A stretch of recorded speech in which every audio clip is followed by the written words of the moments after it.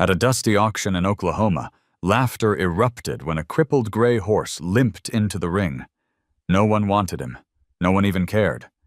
But when a teenage girl raised her hand, she wasn't just buying a horse. She was defying a town, a wealthy family, and even her own future. What followed was a battle against fire, cruelty, and doubt, until the most unexpected champion was born. The fairground dust rose in slow spirals, turning the late morning sun the color of old honey. Heat clung to the bleachers, to the rope rails, to the backs of people who'd learned to live with August in Oklahoma. You could taste salt and kettle corn on the air. Boots creaked on iron steps. A loudspeaker crackled with the auctioneer's rolling chant, numbers sliding into one another like beads on a string. Calves bawled on the far side of the grounds. A diesel generator coughed, and somewhere a boy laughed the wild laugh of someone who'd just learned he could climb anything. Sarah Miller sat 3 rows up, knees scuffed white beneath a borrowed pair of jeans, knuckles pressed against a paper cup sweating lemonade.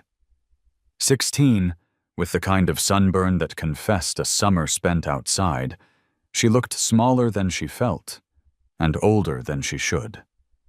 Her backpack sagged at her feet, heavy with a coffee tin, and 2 years of tips she'd folded into neat, imperfect squares after closing the diner. Beside her, Eli swung his heels and counted every chestnut and bay lead into the ring as if he were tallying stars. Their father, Daniel, kept to the shadow of the bleacher post, the brim of his cap pulled low in a way that said he trusted the shade more than he trusted a crowd. "They'll bring the good stock before noon," he said, without looking at her, the words carrying dust of their own. "Then we'll head back. You can help me with the axle on Henderson's truck." Sarah nodded, because nodding cost nothing. She had told herself she was here to keep Eli company, to sit on the edge of other people's money and watch its strange dance. But the truth was quieter. Auctions had been her mother's favorite kind of Saturday, before the long, dim months when color slipped from the house. Their mother would point out good shoulders, clean hooves, an eye that met you without flinching. She'd said horses remembered who listened. Sarah remembered that more than anything. Another horse circled in. A slick bay, neck arched, and mouth frothy with impatience. The bids jumped like sparks. A man with a bolo tie lifted 2 fingers, and everyone let him have the pleasure of pretending he'd won. Eli clapped. Daniel's mouth tipped at the corner with the ghost of amusement. Then the noise changed. Not quieter exactly, but meaner at the edges, like people leaning into a joke they hadn't earned. From the chute, a gray was coaxed forward, a dappled coat dulled by dust, a mane combed in a hurry, burrs still hiding near the withers. The horse put weight down on the left hind and then took it back, tentative, measuring, a question more than a step. The lead man kept his voice even and his hand light, as if embarrassed for them both. "Lot 42, the auctioneer sang, and his voice tried to cheer but turned brittle. 7-year-old gelding, broke to saddle. Good temperament. A cluster of men at the rail tisked as one. "Look at that hitch," someone said. "Waste of oats," said another. Close by, a woman in pearl snaps made a face the way you do at a dented can on a grocery shelf. Sarah didn't hear the words as much as she felt the space they made around the animal. It was an emptying out, a refusal. The gray paused at the center of the ring and lifted his head as if the sky could spare him a better answer. The left ear flicked toward the bleachers, then the right. His nostrils flared, tasting crowd and clover and diesel. He blinked, and in that blink Sarah saw neither apology nor plea, only a kind of steady, almost stubborn awareness. He did not cower. He did not perform. He stood there like a weathered fence post in the wind and allowed the day to know him. Her lemonade went warm in her hand. She realized she'd gone very still. Heat gathered in the crook of her elbows. A fly worried the air, and then thought better of it. The gray's eye found hers. Not a trick of angle, but a line drawn true. A look that ran from him to her, the way a creek cuts between banks. It wasn't pretty or romantic. It was the recognition of something that had been overlooked too often, and had learned how to live with that bruise. "Don't look at me like that," she whispered. And Eli looked up, startled. "Like what?" he said. "Like he's trying to hold his breath until someone tells him he can stop." Her voice embarrassed her as soon as it left her mouth. Daniel shifted his weight. "Don't go naming anything," he warned softly, not unkind. He knew, maybe better than anyone, how names made anchors where there should only be passing. "You've got that enrollment deadline next month."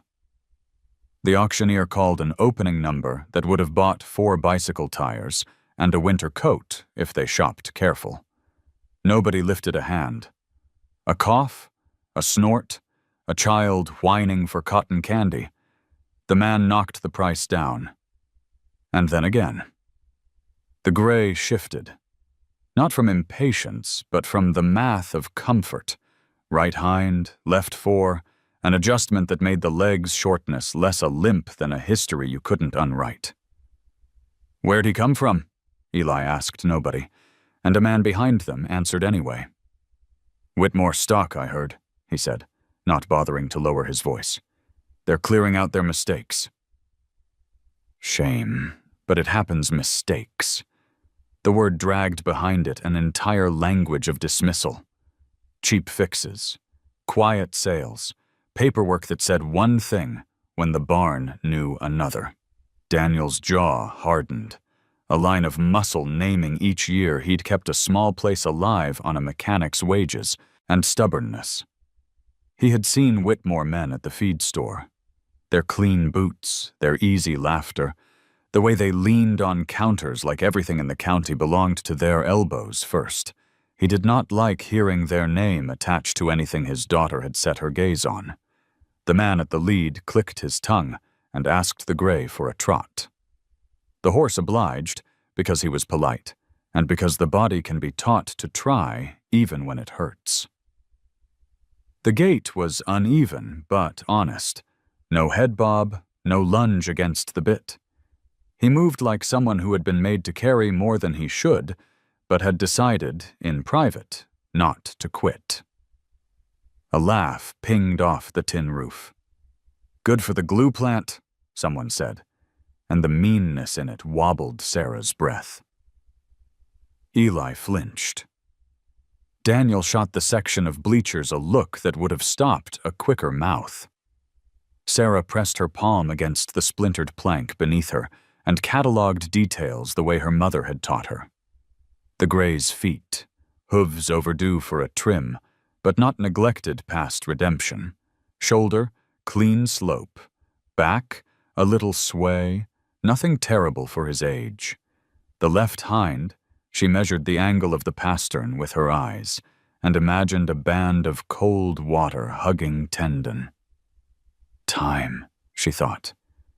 Time and care.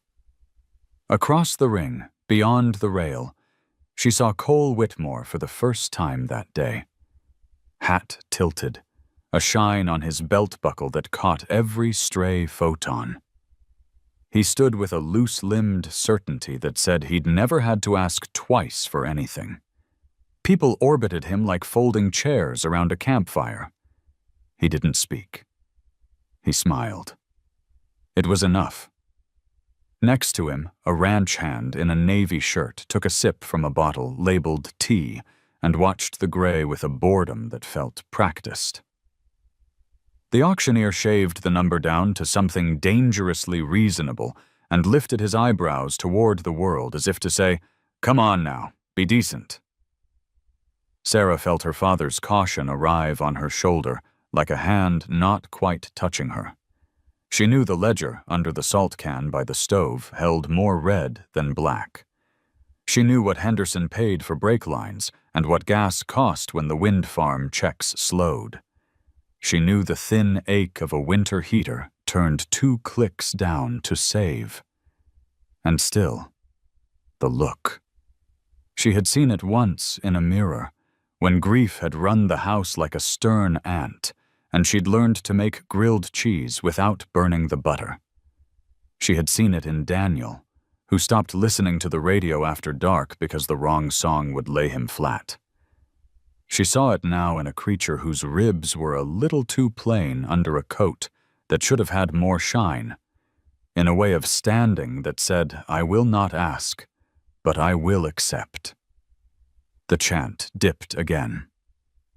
The auctioneer's ringman swept the crowd with an open palm, begging for a flick of fingers, a nod, a smile. A boy in a neon shirt sneezed.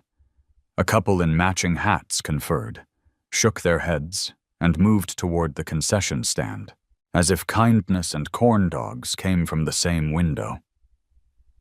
The gray lowered his head and breathed into the dust until it dimpled. "Sarah," Daniel said gently, visiting the name on her like a warning and a comfort. "We came to look." That's all she thought of syllabi she'd downloaded from the community college site and stuck with a magnet to the fridge. Of nights at the diner pushing a rag across a counter until the wood shone like a dark lake. Of spring storms that rattled the single-pane windows until she stood in the hallway with Eli and counted between thunder and flash. Of a small shoebox under her bed that had once held sugar cookies and now held bills, each one creased at the same place by the same pair of careful hands. The gray licked his lips and lifted his gaze again. It caught on her like cloth on a nail. There was an entire language in that eye, one that did not include pity or the kind of forgiveness that costs too little. It spoke of heat and fences and the way a night sounds when all the other animals sleep. It said, "If you are a person who keeps promises, I will learn your voice." Sarah set the paper cup on the plank. The lemonade had gone flat and sweet, as a secret you hang on to for too long. Somewhere a flag cracked in the wind. Dust traced the outline of her sneakers. Eli's hand found the hem of her shirt and held, the way a small brother makes a tether without knowing that's what he's doing.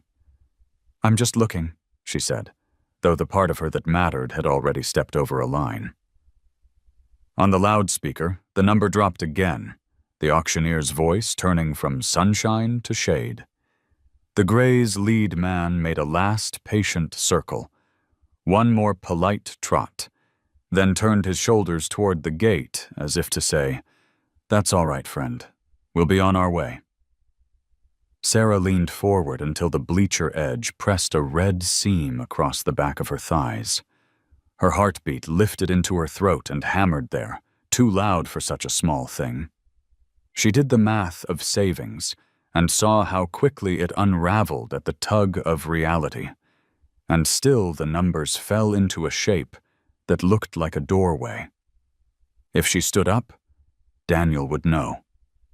If she stood up, Eli would be pulled along by love and worry both. If she stood up, the world would not become kinder, but it might become truer. The Gray turned his head one last time, a quiet crescent of motion. The moment held, like the fairground had somehow remembered how to be a church. "Don't," Daniel said, but he was not the kind of man to take a child's choice out of her hands once he saw it had already been made inside her. Sarah rose. The dust rose with her. The hat brims along the rail dipped with the shift of attention, following not the horse, but the girl. She smoothed the front of her shirt with palms that smelled faintly of dish soap and hay, and the metal tang of the diner's coin drawer. She picked up the backpack, and the coffee tin knocked against, the zipper with a hollow, honest sound. "Eli," she murmured, not looking away from the ring. "Hold on to my water." He nodded solemnly, and took the paper cup as if it were a relic. Daniel's breath went in and did not come out right away. Heat slicked the inside of Sarah's elbow, and somewhere not very far away, a bird cut the air into clean pieces. In the ring, the auctioneer sighed into the microphone and lifted his hand for the mercy of a final bid. Sarah stepped down the bleacher. The plank trembled, then steadied. She kept her eyes on the gray and felt, for the first time in a very long time, that something in the world was looking back without asking her to be more or less than she was. "Okay," she told the space between them, a word small as a seed and just as stubborn. "I hear you." The auctioneer's chant had dwindled into a tired plea, his gavel resting like a weapon he no longer wanted to use. The gray horse stood in the ring with his head slightly lowered, ribs rising and falling under the punishing sun, as if even the air had given up on him. No one bid. No one wanted him. And then Sarah's voice, small but firm, cut through the dust. 500? The crowd turned, laughter already bubbling up before the auctioneer could even acknowledge her. A girl, 16 at most, stood near the rail, her chin lifted higher than her father's hand that hovered uselessly at her shoulder. The paper coffee tin she carried knocked against her knee, as if reminding her of what she had just risked. 500? The auctioneer repeated, his voice cracking with disbelief. He scanned the bleachers, hoping someone else would counter, but the only responses were jeers. "She's out of her mind. Buying trouble? Couldn't haul him to pasture if she tried." Daniel Miller's jaw worked tight as a wrench. His cap shaded his eyes, but not enough to hide the fury rising there. "Sarah," he muttered, a warning thick in his throat. "Sit down." But Sarah didn't. Her hands trembled, yes, but she locked her gaze on the gray horse in the center of the ring. Shadow, though the name had not yet been spoken, looked back at her with the steady eye of one who had learned not to expect kindness. The auctioneer raised his gavel again. 500. Do I hear 6? 6 anywhere? Silence answered him. A cough, a snicker. A boy throwing peanut shells into the dust. "Going once, going twice, sold!" The gavel cracked like a gunshot. Gasps and laughter tumbled through the bleachers. Sarah felt the sound press against her skin, cruel and mocking, but she gripped the tin tighter. Inside were 2 summers of tips from the diner, birthday bills from her grandmother folded into corners, the scraps of her own future. She pushed the tin toward the clerk, each coin and crumpled note clattering onto the table like betrayal. Daniel caught her wrist, not hard but desperate.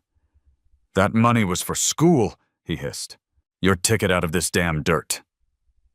Sarah swallowed, meeting his eyes.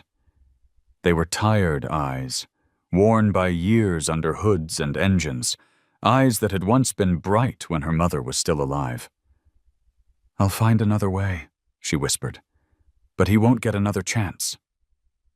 Eli, wide-eyed and trembling with the thrill of it all, tugged at his father's sleeve. "Daddy, did you see?" She saved him. His boyish excitement rang like a bell no one could unhear. The handler led the horse from the ring, rope slack, hooves dragging. Up close, Sarah saw what the crowd had only ridiculed: the swelling along his left hind leg, the burrs tangled in his tail, the hunger etched into the hollows of his flank. He was broken, yes, but not beaten. She reached out as the rope was placed in her hand. The gray flicked his ears, nostrils flaring at the scent of her sweat, of fear and resolve mingled. For a heartbeat, the noise of the crowd dimmed. In that fragile silence, Sarah felt something shift. A pact sealed not with words, but with breath. The moment shattered when Daniel yanked her back. "We can't take him home. We ain't got room, ain't got feed, ain't got—" "We'll make room," Sarah cut in, her voice raw. "I'll work extra shifts. I'll cut back, You'll ruin yourself." His voice cracked, anger breaking against the rocks of worry. "You think life runs on promises?" Eli darted between them, his small hand brushing the horse's shoulder. "He's not scary," he whispered, wonder filling his tone. "He's just hurt." The gray horse blew warm air over the boy's hair, a sigh heavy with exhaustion. The crowd, already losing interest, drifted toward the concession stands, toward the real business of the day. But Sarah stood rooted, the rope burning a truth into her palm. This was hers now, her choice, her burden. They walked out together, girl, father, brother, and the horse no one wanted. The summer heat pressed harder, the dust thickened, and with every step Sarah felt the weight of what she had done settle deeper into her bones. She had traded certainty for hope, traded her future for a limping creature with nothing to give but trust. But when she glanced at the horse's eye, steady and unblinking beside her, she knew she would not undo it. Not for all the laughter, not for all the anger, not even for the promise of escape.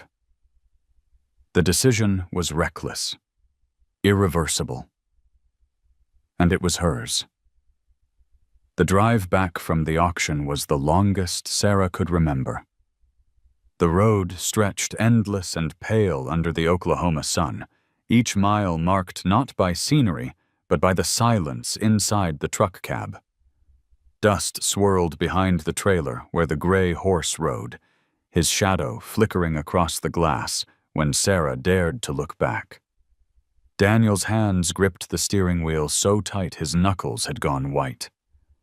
The lines of his face, already carved deep by years of oil and grease and worry, were harder now, like stone that had forgotten softness.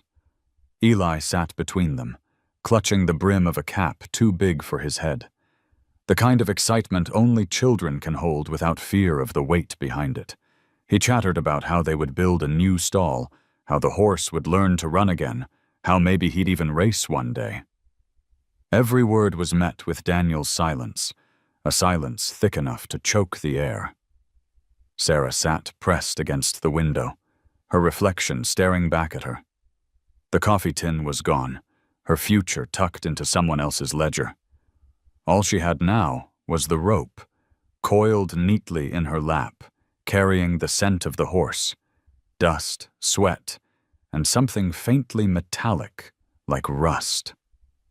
She closed her eyes, feeling the rhythm of the trailer wheels beneath her, and told herself it wasn't a mistake. It couldn't be. When they reached the Miller farm, the place looked smaller than it ever had. The barn leaned against the weight of years, its roof patched in tin sheets that rattled with the wind. The pasture grass was thin, tired from drought, and the water trough sagged where one corner had rotted out. Daniel backed the trailer to the gate without a word. The horse stepped out hesitant, testing the ground, his ears flicking at the new smells. Old hay, the sharp tang of oil from the garage, the faint sweetness of Eli's leftover apple core tossed near the fence. He limped, yes, but he walked with the dignity of one who refused to crawl. Eli ran forward, his small hands clapping with joy. "Look at him, Sarah. He's ours." He turned to his father, eyes bright. "Right, Daddy." "Ours?" Daniel's mouth tightened. "Yours, maybe." "Not mine." He pulled off his cap, ran a hand through his sweat-darkened hair, then slammed the cap back on. His voice dropped low, the sound of a storm before it breaks. Inside. Now, they gathered in the kitchen, the horse's shadow still lingering through the open window. The kitchen smelled faintly of coffee, long cold and fried onions from breakfast. The clock ticked loud on the wall, each second marking the gap between father and daughter. Daniel slammed his palm on the table, the sound rattling the salt shaker. "Do you have any idea what you've done?" His voice was rough, the kind of rough that came not from anger alone, but from fear dressed up as fury. "That money was your chance. Your mother and I—" He stopped, the mention of her name pulling the words into silence. He looked away, his shoulders rising and falling like he'd been punched. Sarah swallowed hard. "I couldn't let him go." Nobody else wanted him. He would have been— She faltered, unable to finish the thought. "He's a horse," Daniel snapped, eyes flashing. "Not your brother. Not your future. A horse that's going to eat up what little we have and give nothing back. He's more than that." Her voice trembled, but held. "He looked at me, Daddy." "He hasn't given up. I won't either." Daniel's laugh was bitter. Short, like metal scraping. "You think looks put food on this table? You think faith pays bills?" He pointed to the stack of envelopes by the fridge. Gas, electric, the overdue notice stamped red. "We barely make it now, and you just threw away your way out." Eli tugged at his father's sleeve. "But Daddy, Sarah's right." "He's special. You'll see." Daniel turned to his son, his anger cooling but not gone. "Go outside, Eli." "But now." The boy hesitated, then slipped out the door, leaving the silence heavier than before. Sarah stood tall despite the shaking in her hands. "I'll take care of him. I'll work extra shifts at the diner. I'll feed him from my own plate if I have to. You won't have to carry this."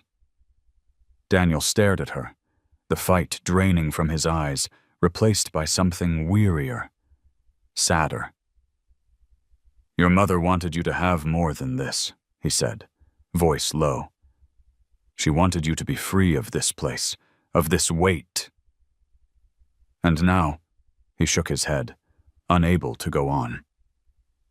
Sarah blinked hard, refusing to let tears fall. Maybe this is what she'd want.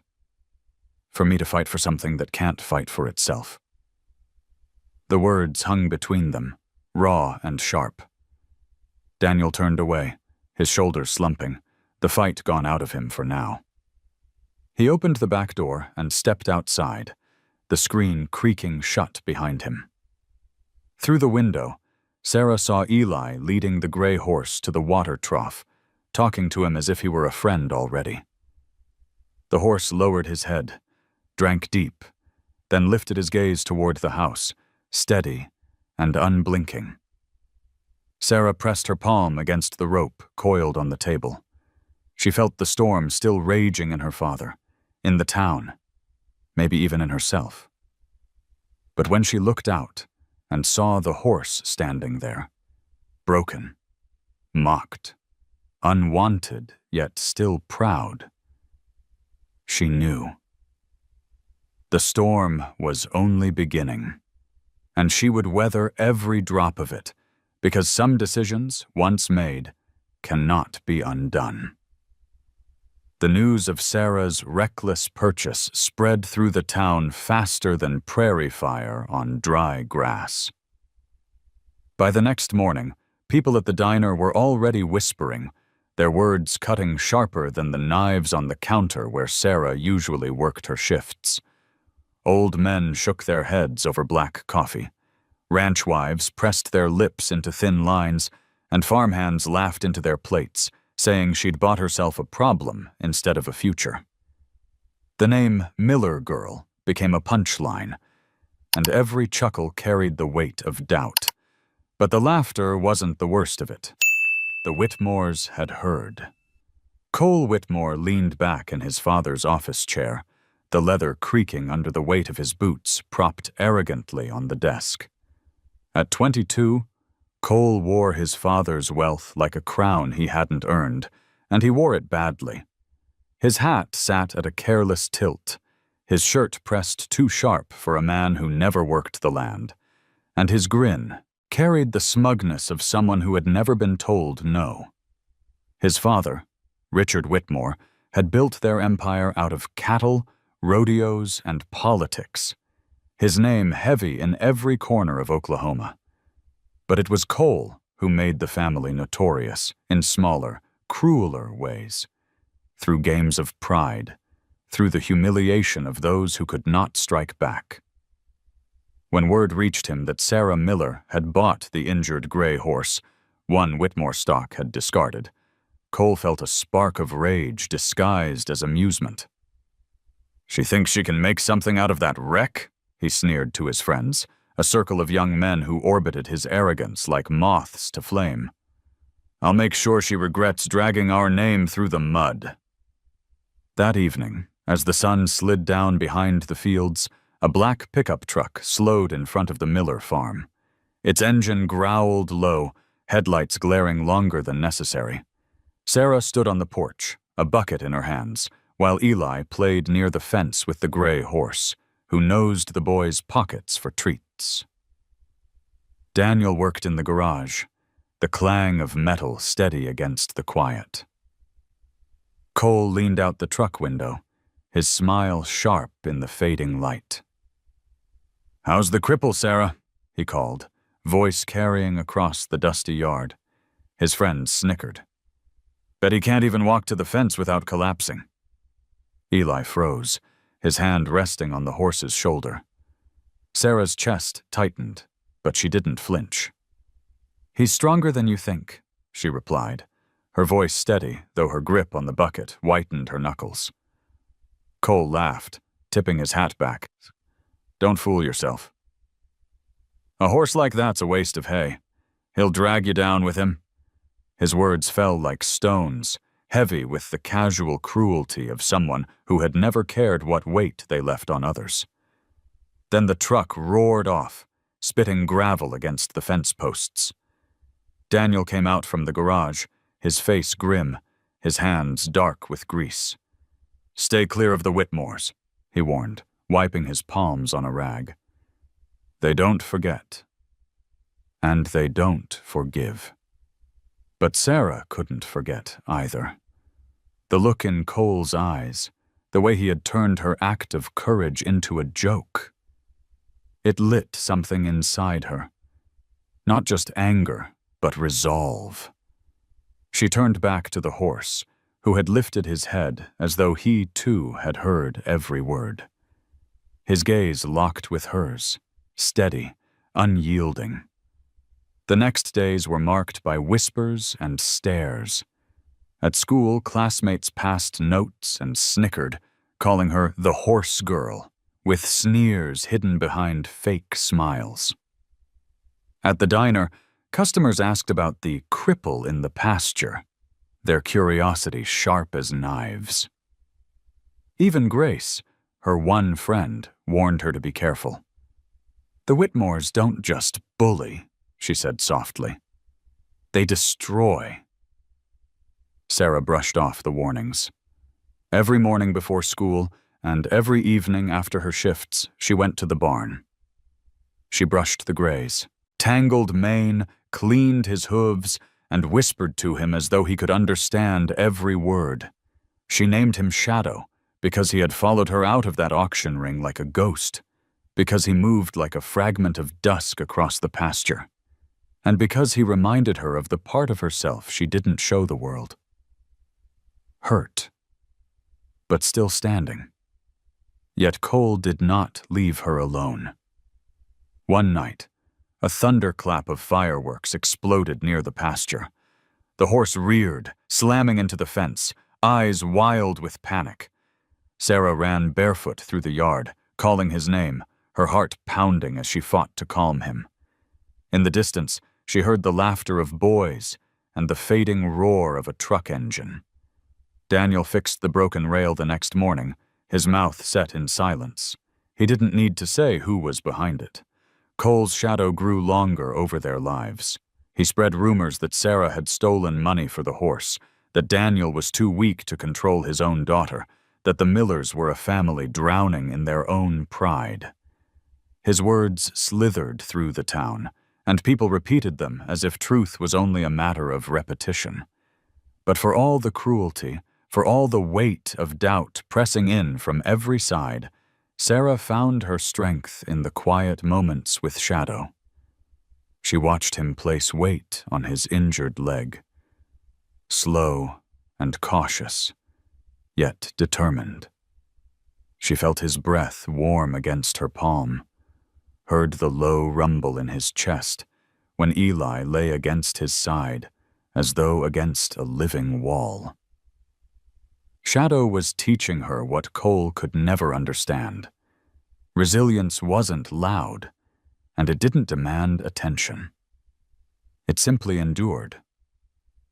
One evening, when the sun dipped low and painted the fields in gold, Sarah stood by the fence, brushing dust from Shadow's coat. Daniel joined her, leaning on the rail. His face was weary, but his voice was softer than it had been since the auction. "You've stirred up a storm, girl," he said. Sarah nodded. "I know. Storms break things." "Or they wash the ground clean," she answered. Her eyes never left the horse, who flicked an ear toward her as if listening. Daniel studied her a moment, then sighed. "Your mother would have said the same." He pushed away from the fence, leaving her with the fading light, the horse, and a promise she had made not only to herself, but to something greater. The Whitmores had power, yes, but Sarah had something different, something Cole couldn't buy, couldn't bully, couldn't destroy. She had chosen to believe in what no one else would. And that choice, reckless as it was, had already begun to carve a path the Whitmores would never see coming. The first weeks with Shadow were a blur of exhaustion, hope, and quiet defiance. Every morning before school, Sarah rose while the horizon was still a pale bruise of dawn. She slipped into her worn boots, filled a bucket with water, and walked to the barn with the same determination she once carried to her textbooks. The barn smelled of hay and dust, its boards groaning with age. But inside was the beginning of something that felt bigger than the laughter she endured in town. Shadow stood waiting, ears flicking as she approached. He had begun to recognize her footsteps, the cadence of her breath. Though his body still carried the limp, his eyes no longer darted with panic when the door creaked open. Sarah moved slowly, brushing his coat in long, steady strokes. Burrs pulled free from his mane, dirt lifted in soft clouds. Sometimes she whispered to him, not instructions, not demands, but stories.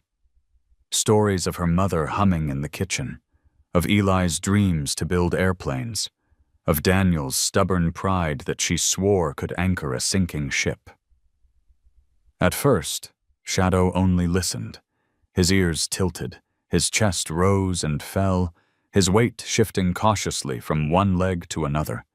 But as the days passed, he began to lean into her hand, a fraction at a time, as if testing whether trust could carry his weight. Grace noticed before anyone else. She found Sarah one afternoon behind the barn, kneeling in the dirt as she wrapped Shadow's swollen leg with strips of cloth, soaked in cold water. Grace leaned against the fence, her braid slipping over her shoulder, her eyes wide. "You really did it," Grace said softly. "You really brought him back." Sarah didn't look up. "Not yet. But I will." Grace stepped closer, her voice hushed, as if not to startle the animal. "Everybody at school says you're crazy." "They say he'll never be more than a pasture ornament." Sarah tied off the bandage, smoothed it gently with her palm, then finally glanced at her friend. "Then they don't know him." She paused, her throat tight. "They don't know me either." Grace smiled, a small, loyal thing. "Well, I do. And I believe you." Those words settled in Sarah's chest, like a lantern lit against the dark. Grace never asked for explanations or demanded proof. She simply showed up, sometimes with books borrowed from her father's shelves, sometimes with an apple tucked into her pocket for Shadow. Together they would sit in the pasture after chores, Grace sketching in her notebook while Sarah leaned against the horse's side, listening to the steady rhythm of his breathing. Eli, too, became Shadow's companion. The boy would run barefoot across the yard, his laughter ringing like bells, climbing the fence to sit perched beside the horse. Shadow seemed to understand Eli's innocence, standing calm as the boy traced patterns in his mane or leaned his cheek against the broad curve of his shoulder. Once, Sarah caught Eli whispering to him, "Don't worry. We're family now." The horse flicked his ear, as though in answer, and Sarah's throat ached with a pride she couldn't quite name. But not all moments were gentle. The Whitmore's shadow loomed long. One evening, Sarah returned from her shift at the diner to find a crude sign nailed to their pasture fence. "Cripples belong in the dirt." Daniel ripped it down, his jaw clenched, his silence louder than shouting. Sarah saw the way his hands shook as he burned the wood in the fire barrel. He said nothing, but she knew the Whitmores had struck again. That night she sat in the barn long after Eli had gone to bed. The lantern light cast a soft halo over Shadow's face as he dozed. Sarah leaned against the wall, pulling her knees to her chest. "They want me to give up," she whispered. "They want me to think I can't change anything.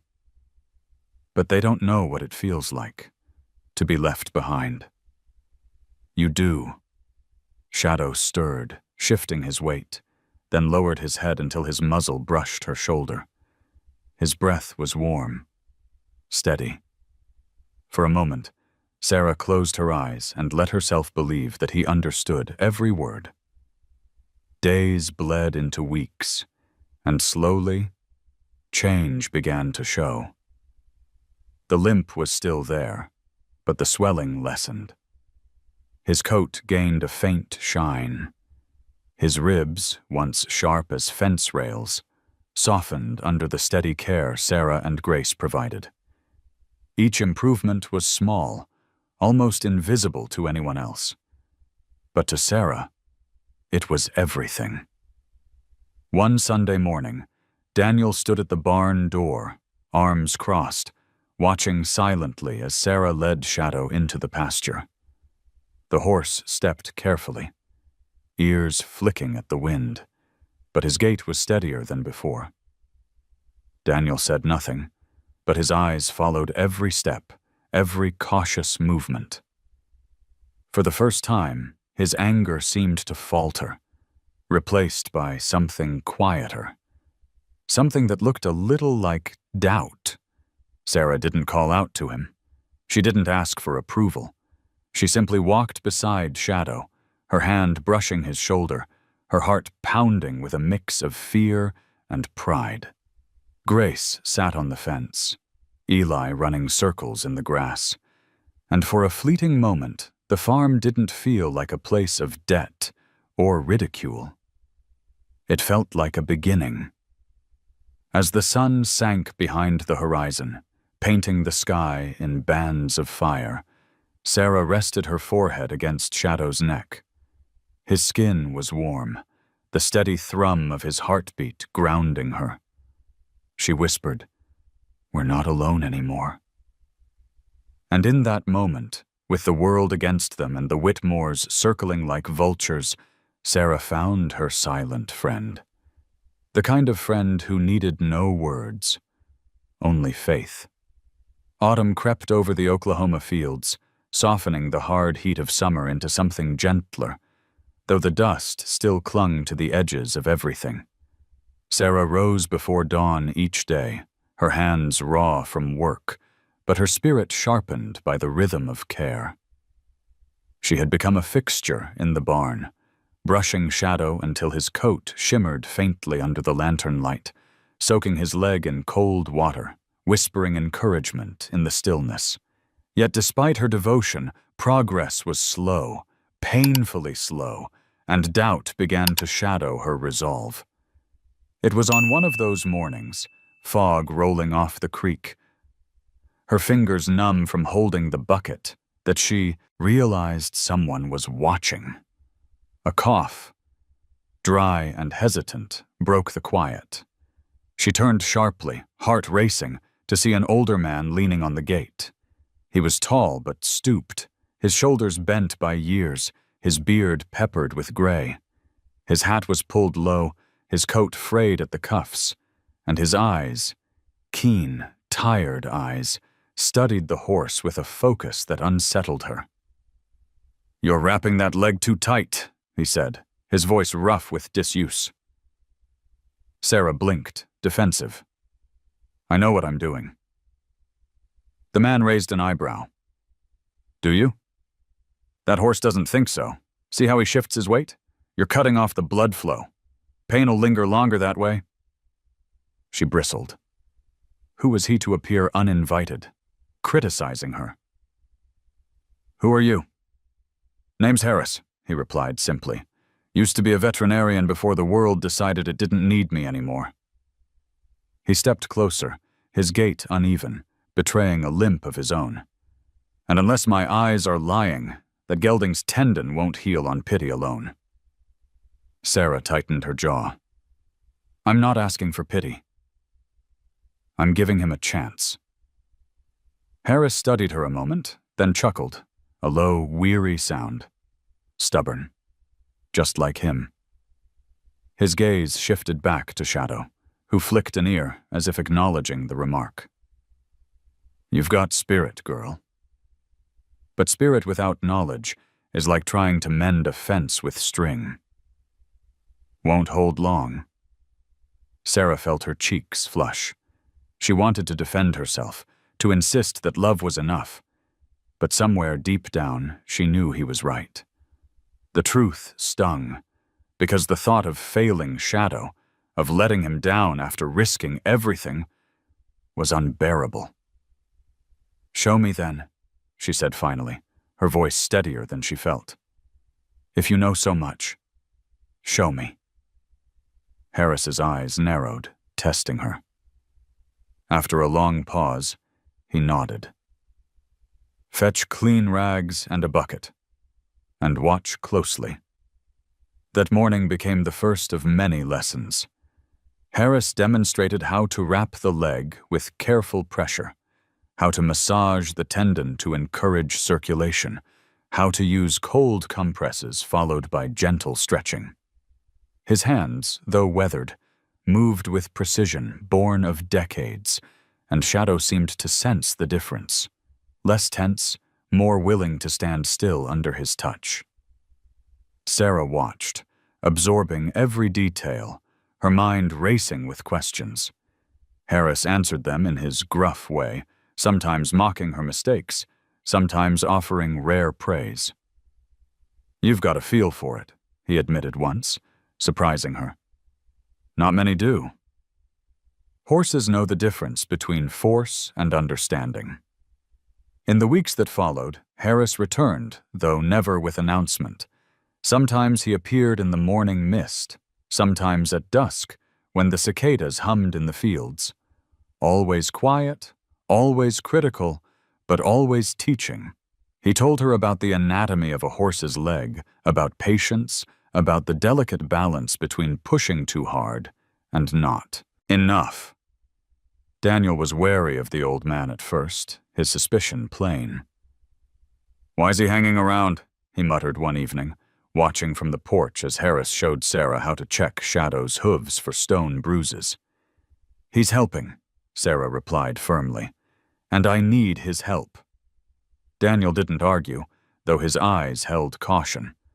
Trust was not something he gave easily, especially not to strangers who carried their own shadows. Eli adored Harris instantly. "He's like a cowboy doctor," the boy exclaimed one night, mimicking the way Harris had crouched beside Shadow. Harris only grunted at the attention, but Sarah caught the faintest twitch of a smile beneath his beard. Despite his roughness, there were moments when Harris revealed pieces of himself. He mentioned a farm he once owned, a family he had lost to time and choices. He spoke of mistakes that had cost him everything, of a horse he couldn't save, of nights haunted by the sound of pain he couldn't silence. Sarah listened quietly, sensing the cracks in his armor. Shadow, too, seemed to listen, standing still whenever Harris's voice grew softer, as though the horse recognized in him a fellow survivor. Under Harris's guidance, Shadow began to change. His limp lessened, his muscles strengthened, his coat regained a healthy sheen. He no longer carried the look of an abandoned animal, but of one beginning to believe in the possibility of tomorrow. And with every step forward, Sarah's resolve deepened. She wasn't just saving him, he was saving her, pulling her through doubt and ridicule, teaching her the language of resilience. One evening, as the sun bled red across the horizon, Sarah leaned against the fence, while Harris adjusted the last of Shadow's wraps. The air was thick with the smell of hay and the distant smoke of someone burning leaves. "You've done good," Harris said quietly, surprising her. "Not many kids your age would give up everything for a broken horse." Sarah met his gaze. "He's not broken, just hurt. There's a difference." Harris nodded slowly, as if she had passed some unspoken test. "Maybe so. Maybe you're the kind of person this horse has been waiting for." Sarah felt a swell in her chest, a mixture of pride and fear. She glanced at Shadow, who stood tall in the fading light, his ears tilted toward her voice. For the first time since the auction, she allowed herself to imagine not just survival, but victory. The hidden mentor had found her, and together they had found something greater. The first fragile thread of hope, strong enough to withstand the storm still gathering around them. By late October, the evenings grew sharp with cold, and the Miller farm seemed to shrink under the weight of wind that rattled the loose tin on the barn roof. Sarah had fallen into a rhythm: school, diner, barn. Each day braided tighter than the last. On the surface, things looked steadier. Shadow's limp had softened to a manageable hitch. His coat gleamed with a sheen of health, and his eyes no longer carried only suspicion. But beneath the surface, wounds that couldn't be wrapped in cloth or soaked in cold water stirred restlessly. Sarah herself carried them. Every time she walked down the school hallway, whispers clung to her like burrs. The horse girl, crazy Miller. Notes were passed, laughter muffled behind raised hands. She didn't rise to it, but the words lingered in the hollow of her chest long after the laughter faded. At the diner, things were no kinder. Customers teased, asking if she planned to ride her crippled champion to work. A man in a sweat-stained hat once dropped a quarter on the counter and said, "Put it toward his funeral feed." She bit her tongue until it bled, wiped the counter, and moved on. Pride, she had learned, was not in the shouting back, but in the quiet endurance. Shadow carried his own unseen scars. Even as his body healed, he startled at sudden noises. The crack of a truck backfiring down the road sent him wheeling in his stall, sweat darkening his flanks. Once, when Eli dropped a hammer by accident, the clang sent the gelding rearing back, eyes wide, as if the sound carried memories too raw to be forgotten.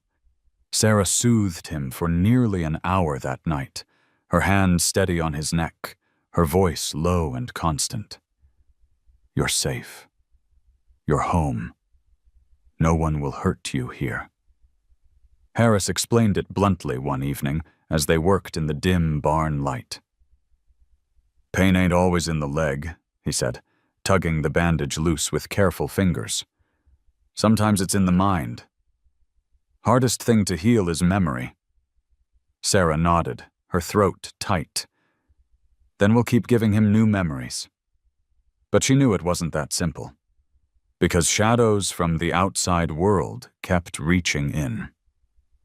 The Whitmores, especially Cole, made sure of it. He didn't always come himself. Sometimes it was only his voice carried by others. A neighbor would mention offhand that Cole had laughed about Sarah's pet graveyard horse at the feed store. A boy at school, eager for attention, would mimic Cole's sneer and ask if she planned to enter Shadow in a three-legged race. Even when absent, Cole's presence pressed down like storm clouds, heavy with threats. The night it became more than words, Sarah was alone in the barn. Grace had gone home, Eli was asleep, Daniel working late at the garage. The air smelled of hay and the faint sweetness of molasses she'd mixed into Shadow's feed. She was brushing his mane when the first firecracker burst outside. Shadow lunged sideways, nearly slamming her against the stall. She dropped the brush, heart hammering, as another explosion rattled the night air. Laughter followed. Sharp, cruel, unmistakably young men's laughter.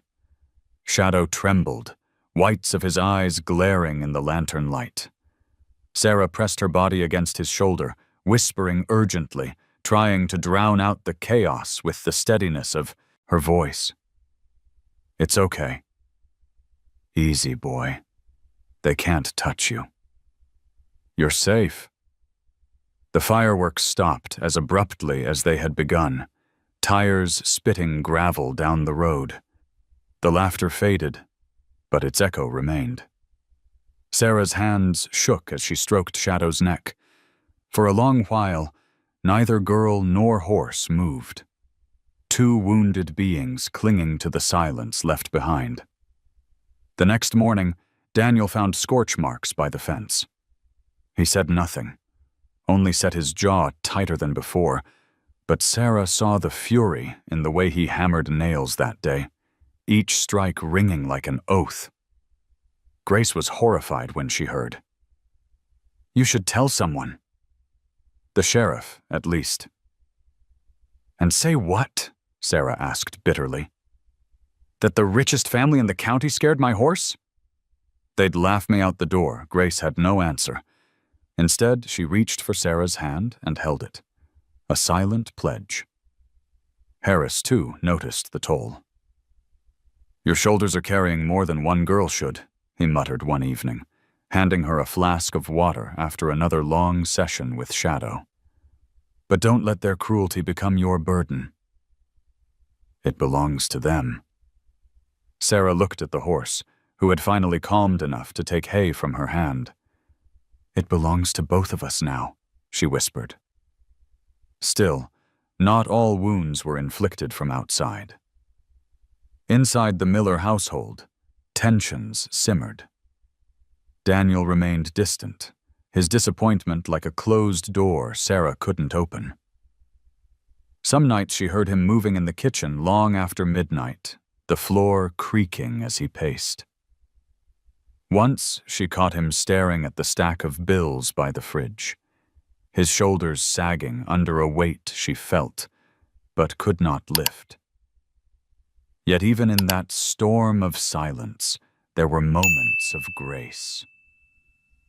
Eli made it his mission to bring Shadow small treasures: a shiny rock from the creek, a carrot smuggled from the kitchen, a feather he insisted was lucky. Shadow accepted each offering with quiet dignity, his breath ruffling Eli's hair. Daniel, though stern, sometimes lingered by the fence after chores, watching as Sarah worked. He never said anything, but once she caught him leaving an extra flake of hay by the barn door before heading back to the house. Sarah clung to those fragments. They were proof that beneath the wounds, hers, Shadow's, even her father's, something stubborn still lived. Something that refused to be erased by cruelty or doubt. On a Sunday evening, as the sun dipped into crimson haze, Sarah led Shadow into the pasture. Grace sat sketching on the fence, Eli chasing fireflies, Harris leaning against the gate with his quiet, watchful presence.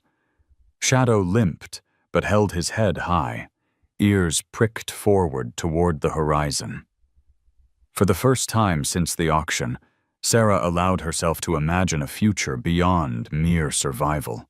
She pictured Shadow not just walking, but running, his hooves pounding the earth in defiance of every whisper, every cruel laugh. She saw herself beside him, not as the girl who bought a mistake, but as the girl who turned doubt into proof. But as the twilight deepened and the first stars blinked awake, Sarah also knew. The path ahead was still thick with shadows. Wounds unseen don't vanish. They linger, waiting for the right storm to bring them back to life. She pressed her forehead against Shadow's mane, breathing in the warmth of his coat, and whispered the promise again, steady as prayer. We'll heal together, no matter what it takes. The first hard frost had just settled across the Miller farm, tracing the edges of the barn roof with silver when the night turned against them. The air smelled sharp and clean, the kind of air that hinted at winter on the horizon. But beneath that crispness lingered something heavier, unseen, waiting. Sarah had worked late at the diner, her apron still faintly smelling of grease and coffee, when she trudged home beneath a half-moon. Her breath came in pale clouds as she crossed the yard, the barn lantern glowing like a small star against the dark. Shadow's silhouette moved inside, steady and patient, as though waiting for her. She felt a familiar surge of relief. Whatever the world threw at her, whatever the town whispered, she always found her center in that barn. Eli had fallen asleep on the couch with a comic book splayed across his chest, and Daniel was in the garage, muttering over the stubborn engine of a neighbor's truck. Sarah slipped into the barn quietly, humming under her breath as she checked Shadow's water bucket. The gelding greeted her with a low nicker, brushing his muzzle against her sleeve. She smiled, pressing her forehead to his, whispering, "You're doing so good, boy. We're getting there."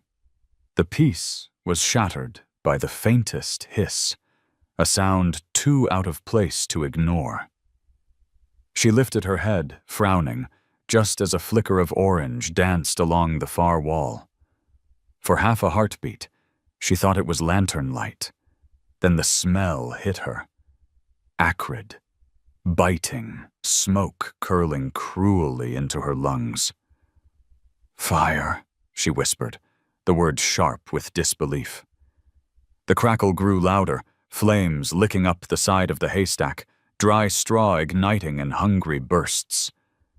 The barn filled with heat and smoke almost instantly, the glow spreading wild and fast. Shadow screamed, rearing back in terror, his hooves striking sparks against the wood. Sarah dropped the bucket and lunged for his halter. "Easy! Easy, boy!" Her voice was hoarse, nearly drowned by the roar of flames. She tugged hard, but Shadow pulled against her, eyes rolling white. The fire painted his coat in a violent glow, his body shuddering with panic. Outside, Daniel shouted, the slam of the garage door rattling through the night. Eli's small voice followed, shrill with fear. "Sarah! The barn! I've got him!" she cried back, though her lungs burned, her throat clawed raw by smoke. She pulled again, this time coaxing instead of yanking, her voice a thread of steadiness in the chaos. "Shadow, please. Trust me. One step, that's all. One step." The horse hesitated, trembling. His ears flicked at her voice even as fire devoured the rafters above. She could feel his terror, hot as the flames themselves, but she pressed her hand to his cheek, forcing calm into her every breath. "We're not staying here. Come with me." At last, he moved. One step, then another, the rope taut between them. She led him toward the open door as Daniel and Eli rushed across the yard, their faces ghostly in the firelight. The flames roared higher, a sheet of heat at their backs. Shadow lunged forward, nearly knocking Sarah off her feet, but she held on, stumbling through the doorway into the cold night. Daniel grabbed the rope, steadying the horse as Sarah coughed violently, her chest heaving. Eli flung his arms around her waist, his small body trembling. Together they pulled Shadow clear of the barn just as the roof gave way with a thunderous crash, sparks shooting into the sky like hateful stars. Neighbors came running, summoned by the glow that lit the horizon. Buckets of water were passed, hoses dragged across fields, but the barn was already a furnace. The animals were safe. Only Shadow had been inside. But the building itself was beyond saving. Daniel stood in the yard, his face streaked with sweat and ash, his jaw clenched so hard the muscles jumped. When the flames finally died to smoldering ruins, silence fell heavy. The crowd lingered, murmuring, their eyes flicking between the destroyed barn and the Miller family standing weary and smoke-stained in the yard. Sarah's throat ached from coughing, her hands blistered from the rope burns where she'd held on to Shadow. The gelding stood beside her, sides heaving, soot streaking his coat, but alive. Someone whispered, "Wasn't an accident." Another muttered, "Whitmore's been prowling again." The words traveled in low tones, weaving suspicion into certainty. No one said it aloud, but everyone knew who would set fire to a barn on a cold autumn night. Cole Whitmore's truck had been seen near the back road only hours earlier. Sarah looked at the smoking skeleton of the barn, her chest hollow with grief. Every memory, every moment of safety she'd built with Shadow inside those walls, reduced to ash. She clenched her fists. The pain from the rope burns nothing compared to the fire building inside her now. Harris appeared through the smoke, his limp more pronounced in the uneven ground. He carried 2 buckets he had clearly abandoned when he saw the futility of fighting the blaze. His eyes scanned the wreckage, then fell on Sarah, his face etched with something between sorrow and admiration. "You kept him alive," he said simply. Sarah swallowed hard, her voice ragged. "They won't stop." Harris nodded slowly. "Then neither will you." Daniel turned toward her, his eyes darker than she'd ever seen them. His voice trembled, not with fear, but with the fury of a man pushed too far. "They came onto my land, endangered my family." He shook his head, fists clenched. "This ain't over." Eli clung to Sarah's side, his small face smeared with soot and tears. Shadow lowered his head, nudging the boy's shoulder as if to promise he was still here, still standing. Sarah lifted her gaze to the ruins, the night sky scarred with smoke. She had thought the fire would break her, but instead it carved something harder inside her. The Whitmores had tried to erase her courage with flames. All they had done was forge it stronger. In the silence that followed, as neighbors drifted home and the embers hissed in the cold air, Sarah laid her hand on Shadow's neck. His skin was hot, his muscles quivering, but his steady presence anchored her. She whispered, "They wanted to burn us down. But we'll rise from this." And in the glow of the ashes, with her family close and her horse alive beside her, Sarah understood. The fight was no longer just about survival. It was about defiance, about proving that no amount of fire, real or cruelly lit by men, could consume what she and Shadow had begun together. The morning after the fire, smoke still curled from the blackened ribs of the barn. The smell of charred wood clung to everything.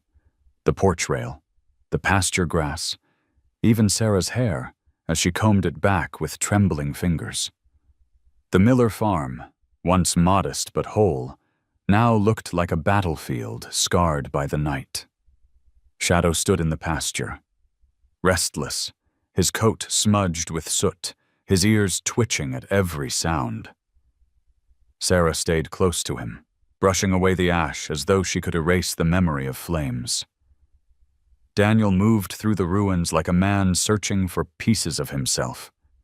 He kicked at collapsed beams, pulled nails from half-burned boards, and muttered under his breath. Eli followed him silently, a bucket in his hands, though there was nothing left to carry. The weight of what they had lost pressed heavy on all of them. By mid-morning, neighbors began to appear. First came Mr. Henderson, the mechanic who owed Daniel more favors than he'd admit. He parked his rusty truck at the gate and unloaded a bundle of 2x4s. "Figured you might need these," he said gruffly, setting them against the fence before heading back for more. Then came Mrs. Ramirez from 2 farms over, bringing a basket of cornbread and a jug of coffee. "You can't rebuild on an empty stomach," she said, pushing the food into Sarah's hands before turning to inspect the damage herself. By noon, the yard was alive with people. Trucks pulled up, trailers clattered, voices rose over the ruins. Men hauled lumber, women set up tables of food, children carried buckets of nails like solemn little soldiers. It was as if the town, long cowed by the Whitmore's shadow, had decided enough was enough. Grace arrived with her father, Mr. Thompson, who ran the bookstore. He carried a box of tools, his quiet eyes determined. Grace went straight to Sarah, throwing her arms around her in a fierce hug. "We're with you," she whispered. Sarah pulled back, her eyes stinging. "Why now? Why all of a sudden?" Grace's father answered for her. "Because last night crossed a line. Folks may not have spoken up before, but fire changes things. You don't set flames on a family's land and expect people to keep quiet." He glanced at the others gathering, his voice steady. "The Whitmores don't own this town." "Not today." Harris limped in not long after, carrying a sack of tools older than Sarah herself. He surveyed the wreckage, his eyes narrowing. "Barn's gone, but foundation's still good. We'll rebuild stronger." His voice carried, drawing nods from men who had worked barns their whole lives. Sarah stood frozen at first, overwhelmed by the flood of people. For weeks they had whispered, doubted, mocked.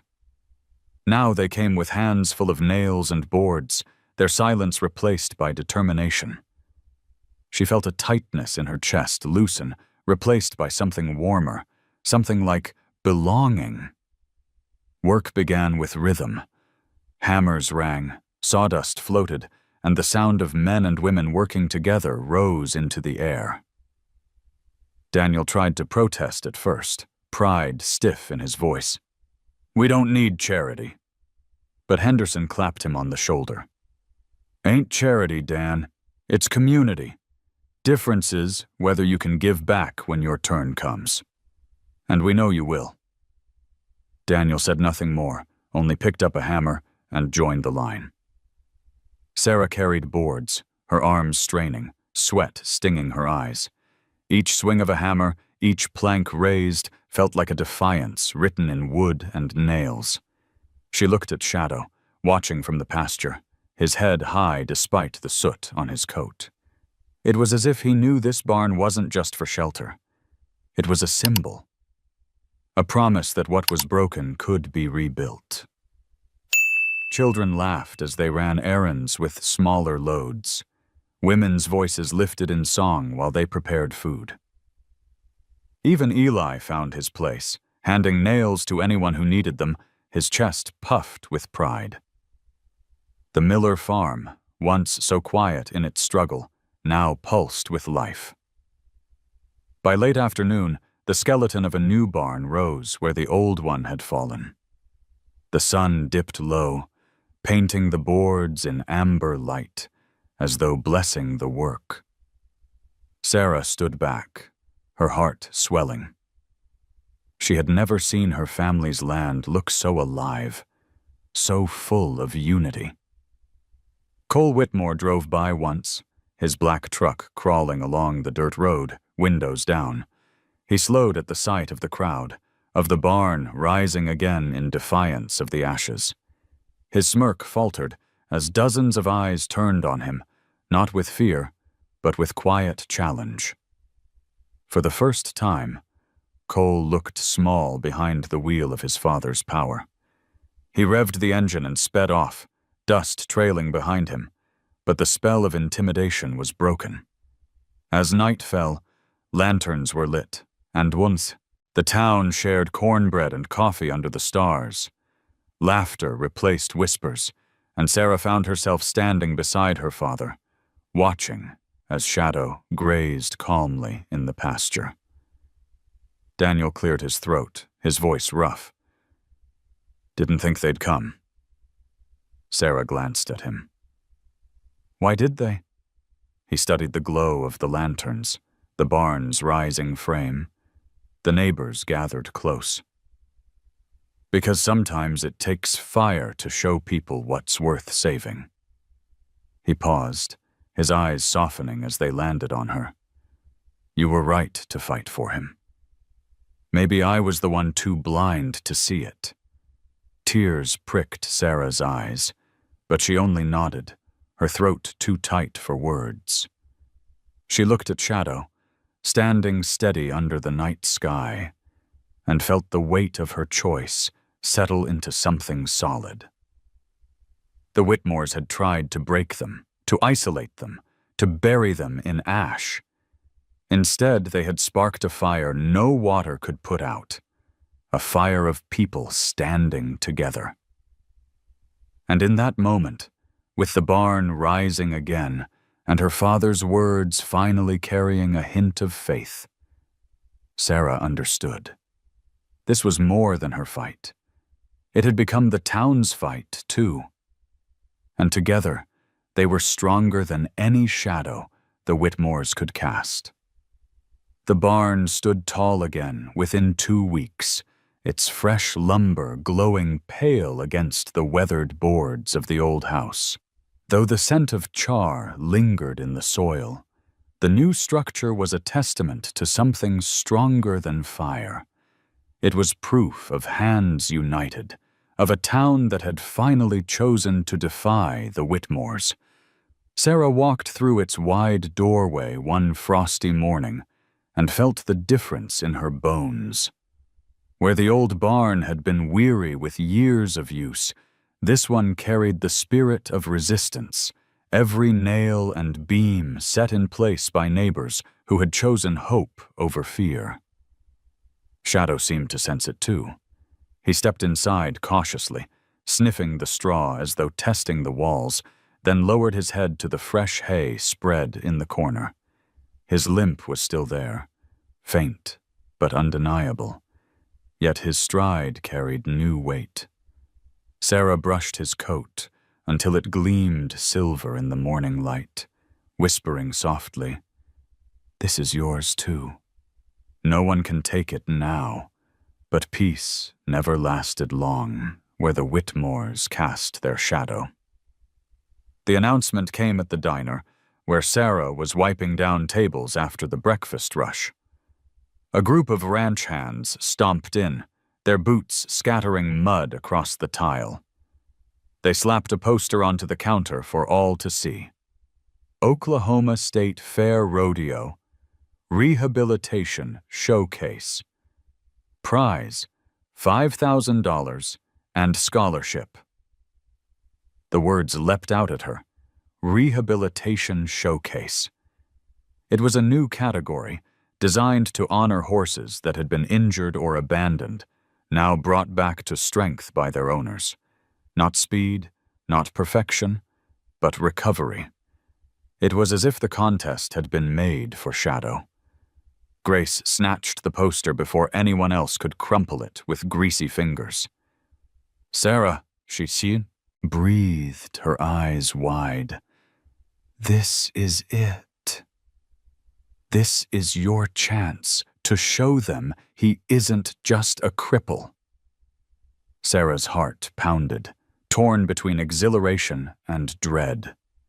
She could see Shadow in the arena, his head high, his limp no longer a mark of shame, but of resilience. Yet she also saw the laughter, if he faltered, the whispers sharper than before, the Whitmores turning every stumble into proof of their mockery. That evening, she brought the poster home, unfolding it on the kitchen table. Daniel read it silently, his brow furrowed. Eli's face lit up like Christmas morning. "Shadow can win. I know he can." Daniel shook his head slowly. "It's not that simple, son. Competitions cost money. Travel, fees, feed. And if he isn't ready..." He trailed off, his eyes falling on Sarah, the unspoken warning clear. "Don't risk breaking more than the horse." But Sarah held his gaze. "He is ready. And even if he isn't, we will be. We've come this far. We can't stop now." Harris weighed in the next day when Sarah met him at the barn. His gruff voice carried no nonsense. "It's more than a show, girl. It's a test of everything you've done. The leg will always be his weakness, but weakness doesn't mean failure. You'll need patience, strategy, and trust. He won't win by force, only by heart." Sarah nodded, determination sparking in her chest. She would enter. Not just to win money, not even for the scholarship, but to prove, to her father, to the town, to herself, that Shadow's worth could not be defined by injury or ridicule. Word spread quickly. By the week's end, everyone knew the Miller girl planned to take her crippled horse into the biggest showcase in the state. The reactions were predictable. Some laughed, shaking their heads at her foolishness. Others whispered admiration, though too quietly to carry beyond their porches. And then there were the Whitmores. Cole cornered her outside the feed store, his smile sharp as broken glass. "So, you're gonna parade that wreck in front of the whole state?" he drawled. "Can't wait to see the look on your face when he stumbles." Crowds love a tragedy. Sarah forced herself to stand tall, her hands steady even as fury burned in her veins. "You'll be watching then," she said calmly. "And you'll see exactly what he's capable of." Cole's grin faltered, just for a second. But then he leaned close, his voice a low threat. You don't belong on that stage. Neither does your horse. We'll make sure of it. The words chilled her, but they also hardened her resolve. The Whitmores had burned her barn, mocked her, tried to break her spirit. Yet here she stood, with Shadow alive beside her, a town beginning to stir from its silence, and a new challenge that promised redemption. Training began in earnest. Harris guided her through careful exercises, walking Shadow over uneven ground to build strength, practicing slow trots that demanded balance, teaching Sarah how to read the slightest flick of his ears or tightening of muscle. Grace documented everything, sketching in her notebook, whispering encouragement when Sarah faltered. Eli cheered from the fence, shouting, "You're champions already!" Still, the road was steep. There were days when Shadow stumbled so badly Sarah thought her heart would crack. Nights when her arms ached from work at the diner and the barn, her body begging her to rest. But she pushed on, knowing the fairground stage waited, knowing the Whitmores watched. One evening, as the sun bled red across the horizon, Sarah led Shadow through the pasture. He limped, yes, but when she asked him to trot, he did. Not smooth, not flawless, but with a determination that mirrored her own. She felt his spirit surging beneath the scars, his resilience pushing against the limits of his body. Daniel watched from the porch, his face unreadable. For weeks, he had held his doubts close, but something in his eyes softened that night. When Sarah returned to the barn, sweat streaking her face, he said only, "Your mother would have been proud." The words landed in her heart like a spark catching dry tinder. For the first time, she felt not only her own faith, but her father's too. The fair was only weeks away. The stakes were higher than ever. But Sarah knew, with a certainty deeper than fear, Shadow was no longer just her reckless decision. He was her partner, her proof, her chance to show the world what could rise from ashes. The mornings grew colder as November pressed down on the Miller farm. Frost crusted the fence rails, and each breath Sarah took in the pasture hung like smoke in the pale air. She worked harder than ever, rising before dawn to stretch Shadow's leg, walking him through careful exercises, coaxing strength where weakness lingered. The rehabilitation showcase was only weeks away, and every step mattered. Yet beneath her determination, unease gnawed. Harris noticed it first. One evening, as Sarah cooled Shadow down after a long session, Harris leaned against the fence, his eyes narrowed. "You ever wonder where he came from?" he asked quietly. Sarah looked up, puzzled. "From the auction. Nobody wanted him. That's all I know." The old man's gaze flicked toward Shadow, who was grazing peacefully, his silver-gray coat glowing in the dusk. "Horses don't just appear at auctions, girl. They have stories, and some stories don't stay buried." Sarah felt a chill that had nothing to do with the weather. She had never questioned Shadow's past. It was enough that he was here, that he was hers. But the way Harris spoke made it sound like Shadow carried more than scars in his leg. The truth came out 2 nights later. Sarah had finished her shift at the diner late and walked home under the brittle stars. When she reached the barn, she found Harris waiting, his coat collar pulled up against the wind. His expression was darker than she'd ever seen. "I've been asking around," he said, his voice rough. "Your horse, he's not just some cripple cast aside." He came from the Whitmore ranch. Sarah froze. "That can't be right. They did," Harris cut in. "Cole used him. Pushed him too hard, too young. Tried to break him for rodeo stunts, showed him off at county fairs, rode him when he was still half-grown. That's how his leg got ruined. When he wasn't perfect anymore, they dumped him at auction like trash. Sarah's chest tightened until she could hardly breathe. The image flashed in her mind. Cole Whitmore, laughing at the auction, mocking her for buying a cripple, when all along it had been his cruelty that made Shadow this way. Harris's voice softened, though anger still threaded through it. That horse isn't just a victim. He's evidence of what they do when no one's looking. If people knew— Sarah shook her head fiercely. If people knew, they'd blame the horse. They'd call him dangerous, say he deserved it. That's how the Whitmores twist everything. She pressed her fists against her sides, trembling. But if Shadow stands in that showcase, if he proves himself in front of everyone, they won't be able to hide anymore. They'll have to see what they did. Harris studied her for a long moment, then nodded. You've got fire, girl. Just make sure it doesn't burn you, too. The days that followed were a blur of training, but the revelation festered. Sarah saw every stumble, every flinch, as proof of Cole's hand in Shadow's pain. Each time she brushed the scars along his flank, she imagined the whip that must have left them. And each time she looked at Shadow's steady eyes, she felt her own resolve harden. They would not let the Whitmores define him. Grace noticed the change. One afternoon she found Sarah pacing the barn aisle, Shadow shifting uneasily in his stall. What's wrong? Grace asked, closing her sketchbook.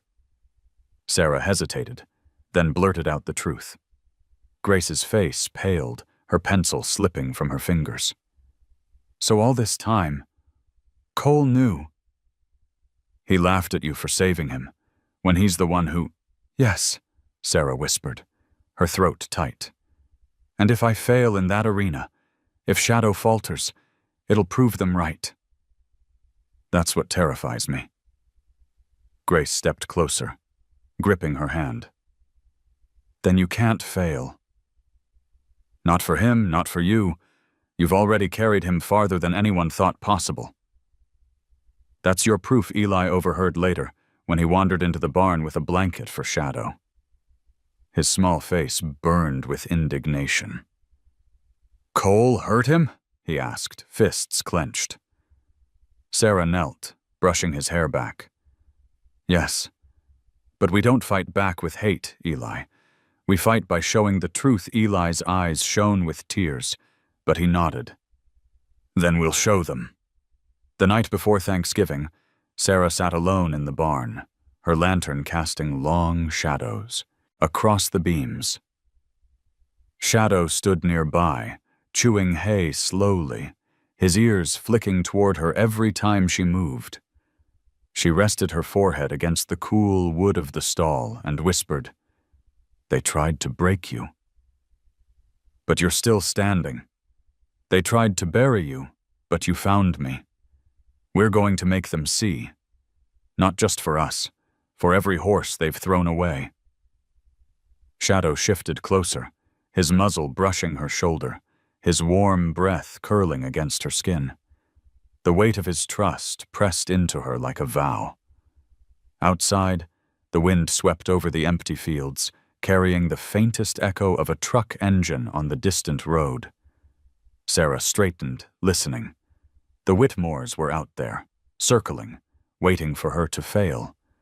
But now she knew the truth, and truth was a weapon sharper than any fire or rumor they could throw. As the lantern flickered low, she whispered again, steady as a promise. We'll tell your story, Shadow. On that stage, they won't be able to look away. December swept across the plains with a bite sharper than any whisper from the townsfolk. Frost glazed the windows each morning, and the Miller farm seemed wrapped in a silence that only winter could bring. Yet inside that silence, the rhythm of training went on. Sarah pulled on her gloves each dawn, her breath clouding the air as she led Shadow from his stall. The gelding's limp was still there, stubborn as ever, but his stride had grown more confident. The once hollow lines of his frame had filled with strength. His coat shimmered like tarnished silver in the pale sun, and his eyes carried a quiet fire that matched Sarah's own. Still, the weight of what she had learned about his past clung to her like a shadow. Every time Shadow faltered, she heard Cole's laughter in her head. Every time she brushed her horse's scars, she thought of the whip and the cruelty that had left them behind. The anger gnawed at her, threatening to consume the steady patience she had built with such care. One icy morning, as she guided Shadow over a line of poles in the pasture, he stumbled badly. Sarah's heart lurched. She tugged the lead too sharply, frustration cracking through her calm. "Why can't you just do it?" she cried, the words tearing out of her before she could stop them. Shadow jerked back, ears flat, his eyes widening with fear that cut her deeper than any wound. Harris, who had been leaning on the fence, let out a long sigh. "That right there," he said, his voice heavy, "is exactly what broke him before. You gonna be the same as them?" The shame burned hot in Sarah's cheeks. She dropped the rope, stepping back, her hands trembling. "I didn't mean—" Her throat closed. She looked at Shadow, at the way his body trembled, and the guilt nearly leveled her. Slowly she raised her palms, speaking softer. "I'm sorry. I didn't mean it, boy. I'm scared, too." Shadow's ears flicked, uncertain, but he did not bolt. Instead, he lowered his head slightly, his breath ghosting against her hand when she dared to extend it. Harris nodded. "You're human. You get tired, scared, angry. But a horse don't know your excuses. He only knows your hands. Make sure they tell the truth you want him to believe." That night, Sarah sat awake long after Eli had gone to bed and Daniel had retreated to the garage. The farmhouse walls were thin, the wind howling through cracks, but she barely noticed. She replayed the stumble, the fear in Shadow's eyes, and her own loss of control. It terrified her, how easily anger could undo months of trust. She thought of her mother then, of the way she had once soothed colts with nothing more than humming, how patience had been her greatest strength, Sarah whispered into the dark, as though her mother might still be listening. "Teach me to be like you. Teach me to hold steady." The next day, she tried again. This time, she didn't rush. She slowed every movement, let Shadow feel her calm before asking him to move. He hesitated, stumbled once more, but when she stayed steady, so did he. By the end of the session, he managed the poles, awkward but determined, his ears pricked forward instead of flat. Sarah buried her face in his mane, whispering with tears stinging her eyes. "That's it, boy. We'll figure it out together." The weeks became a balance of triumphs and setbacks.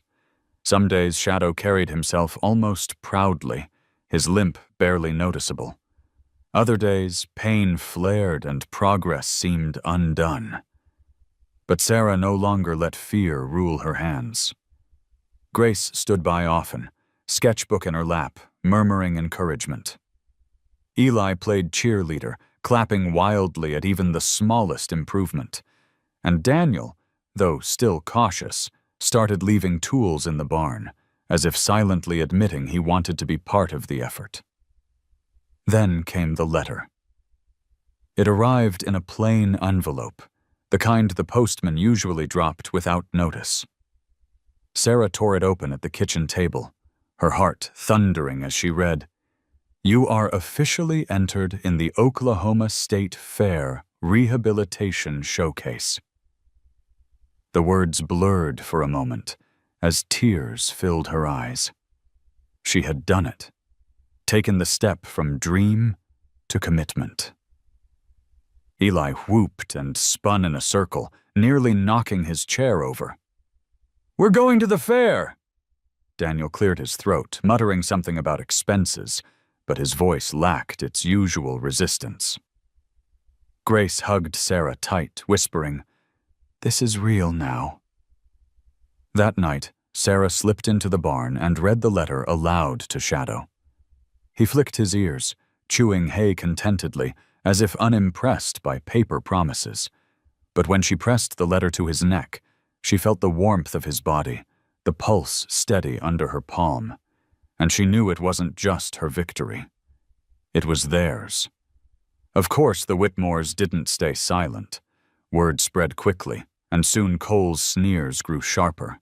He paraded his own sleek stallion through town, boasting about the real champion who would put Sarah's crippled pet to shame. Once, he cornered her outside the grocery store, his smile venomous. "The crowd's going to love it when your horse trips in front of everyone," he said. "Better get used to losing, Miller." Sarah clenched her fists, but held her tongue. Harris's warning echoed in her mind. "Your hands tell the truth. Make sure it's the right one." Instead of answering Cole, she turned and walked away, her spine straight, her silence louder than his threat. Training intensified. Harris pushed her harder, demanding she ride Shadow in slow circles to rebuild his balance, then lead him through obstacles designed to test his trust. Every night, she fell into bed aching, but each dawn she rose again, her determination sharpening like steel in the cold. Shadow met her halfway, his limp no longer a defeat, but a defiance. Every step a declaration that he was more than what had been done to him. On Christmas Eve, the Miller family gathered in the barn instead of the house. Daniel had dragged in an old radio. Eli strung up paper stars, and Grace brought cookies wrapped in foil. They laughed, sang off-key, and for the first time in years, the barn felt not just like a place of work, but of family. Shadow stood in the center, ears twitching as Eli draped a scarf around his neck. Sarah leaned against him, her heart swelling. She realized then that the showcase wasn't just about winning a prize.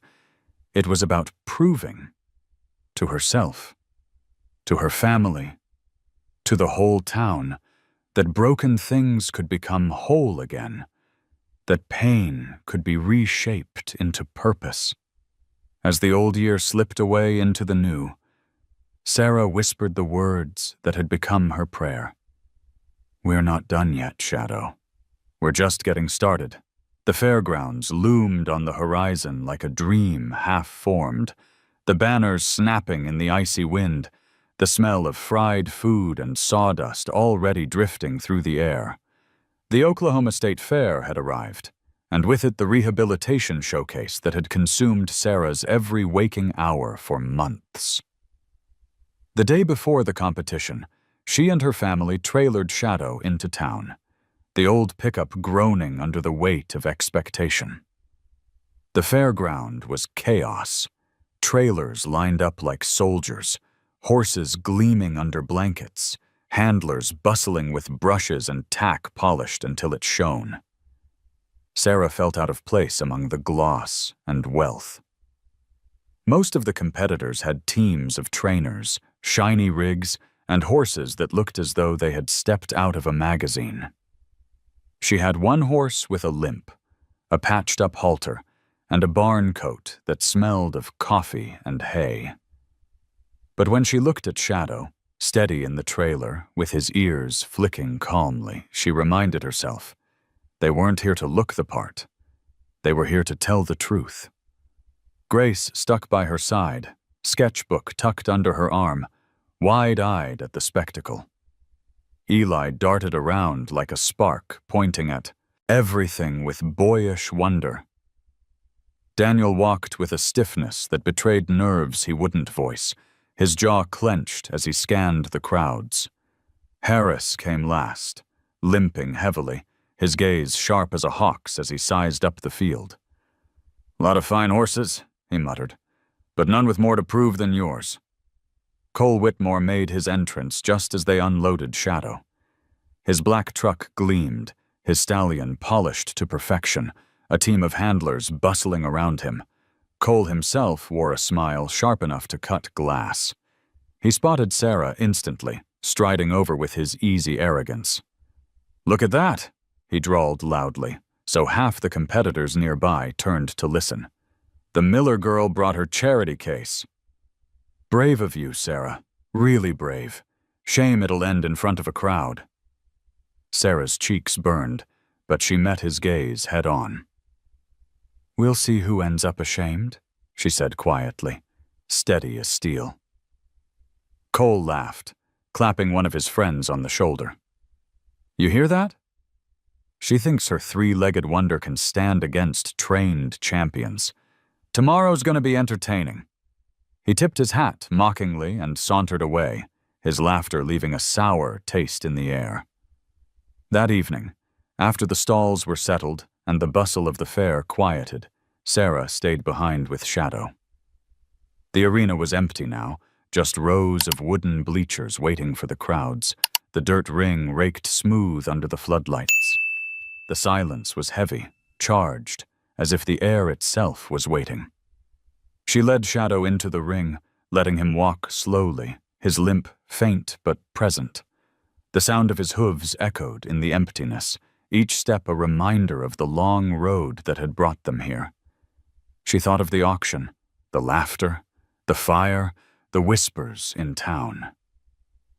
She thought of her father's disappointment, of Harris's gruff lessons, of Grace's unwavering belief, of Eli's childlike faith. Every scar, every stumble, every moment of doubt had led to this ring. Shadow stopped in the center, lifting his head, ears pricked toward the stands, as though he sensed the ghosts of tomorrow's crowd. Sarah stroked his neck, her voice trembling as she whispered, "Tomorrow they'll all be watching.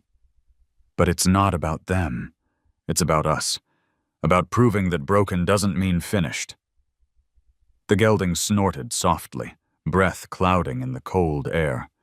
Sarah closed her eyes, pressing her forehead against his mane, letting the warmth of his body steady her. She thought of her mother then, imagined her voice carried in the wind. "Hold steady, Sarah. Hold steady." Later, back at the motel where they were staying, the family gathered in the cramped room.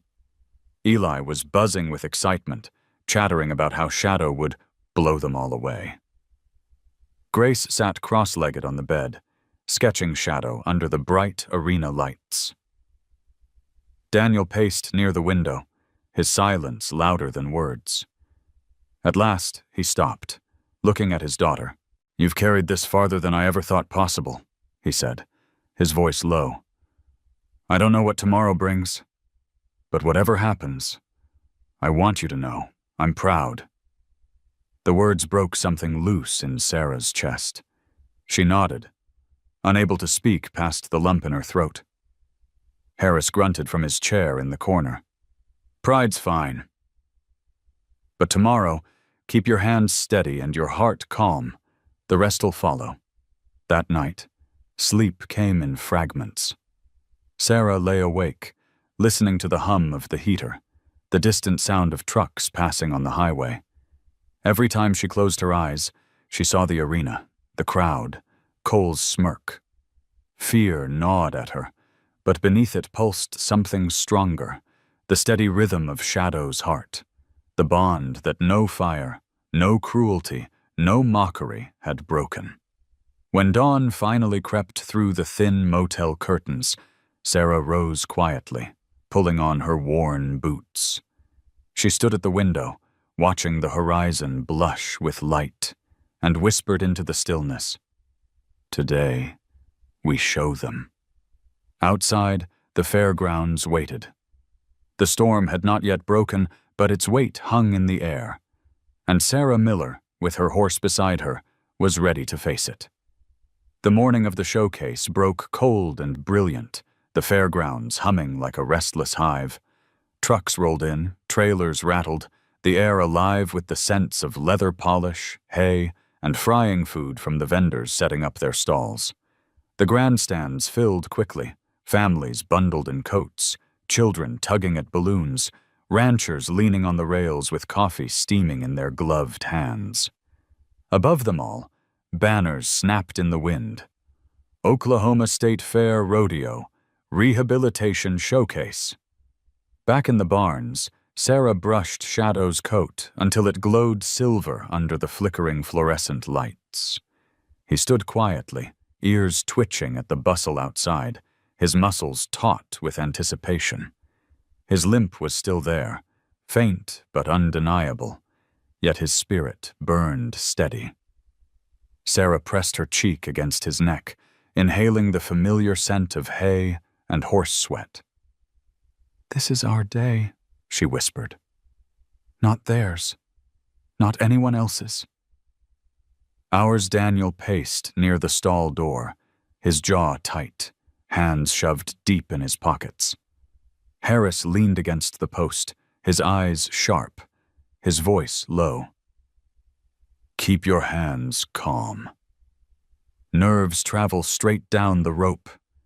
He trusts you. Don't betray that now." Grace sketched furiously, trying to capture every detail, while Eli bounced in place, nearly bursting with excitement. "You're gonna show them, Sarah.